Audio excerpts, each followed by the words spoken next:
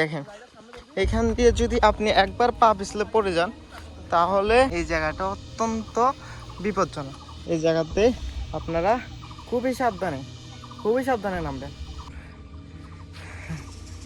এই জায়গাটা জাস্ট ছোট্ট একটা রাস্তা, চারপাশে পুরো আপনার হচ্ছে চারপাশে পুরো খাদ। হ্যাঁ, আপনার হচ্ছে চারপাশে পুরো খাদ, মাঝখানে ছোট্ট একটা রাস্তা। তো এই রাস্তা খুবই বিপজ্জনক। নমস্কার সকলকে, আপনাদের সবাইকে স্বাগতম জানাই আমার নতুন আরেকটা ভিডিওতে। সীতাকুণ্ডের গহীন অরণ্যে এমন একটি মন্দির রয়েছে যেটা অনেক বছর আগের পুরানো। সেখানে মা কালী পাহাড়ের গভীর এক অন্ধকার গুহায় উল্টো হয়ে অবস্থান করছেন।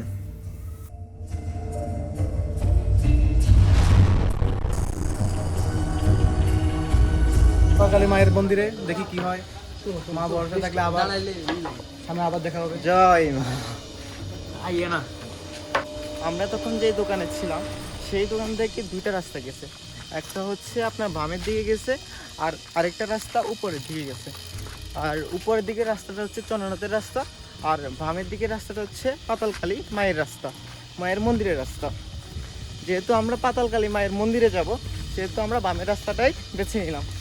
তো আপনাদেরকে সাথে নিয়ে আজকে আমরা পাতালকালী মায়ের মন্দিরে যাব। আমাদের সাথেই থাকুন, সঙ্গেই থাকুন। পাতালকালী মায়ের মন্দিরে যাওয়ার সময় রাস্তাগুলো এতটা আপনার দুর্গম যে অনেক দুর্ঘটনা হওয়ার সম্ভাবনা রয়েছে। আর যারা আসবেন, এই দেখেন, এখান দিয়ে যদি আপনি একবার পা পিছলে পড়ে যান তাহলে পুরো একদম খাদের নিচে। তাই যারাই আসবেন একটু সাবধানে আসবেন। আর সামনের রাস্তাগুলো তো অত্যন্ত দুর্গম। এই রাস্তাগুলো অত্যন্ত ঝুঁকিপূর্ণ, তাই আপনারা সাবধানে নামবেন।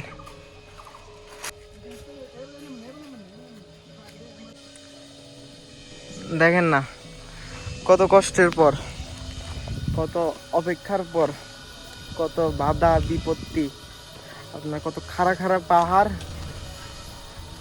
অতিক্রম করে আসার পর ফাইনালি মায়ের মন্দিরের কাছে।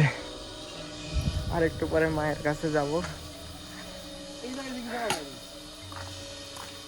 মায়ের মন্দিরে এসে ভালোই লাগতেছে। অনেক বাধা বিপত্তি, আপনার অনেক দুর্গম পথ পাড়ি দিয়ে আসছি।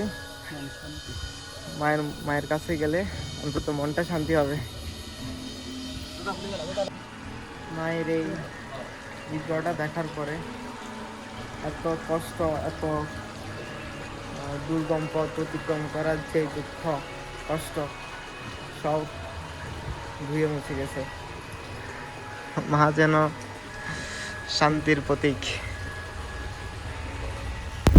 ধন্যবাদ সকলকে এতক্ষণ পর্যন্ত আমার ব্লগটি দেখার জন্য।